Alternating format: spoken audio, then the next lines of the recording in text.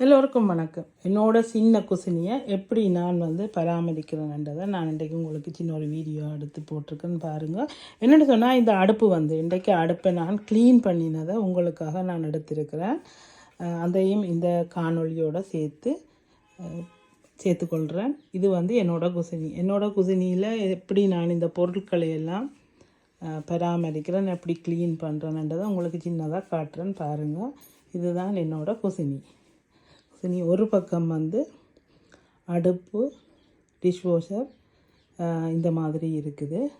மற்ற பக்கத்தில் ஒரு டைனிங் டேபிள் கூடுதலாக நீங்கள் பார்த்துருப்பீங்க. இந்த இடத்துல இருந்து நான் வீடியோ எடுப்பேன். ஃப்ரிட்ஜு, தண்ணி போத்தல் அடுக்கி வச்சுருக்கிறேன். காலையில் இன்றைக்கி கஞ்சி செய்தேன், அந்த கஞ்சி இதில் இருக்குது.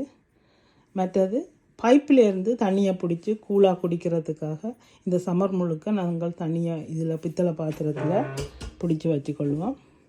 இது என்னோட கருவேப்பிலை செடி, கற்பூரவள்ளி. இதுதான் என்னோட குசினி.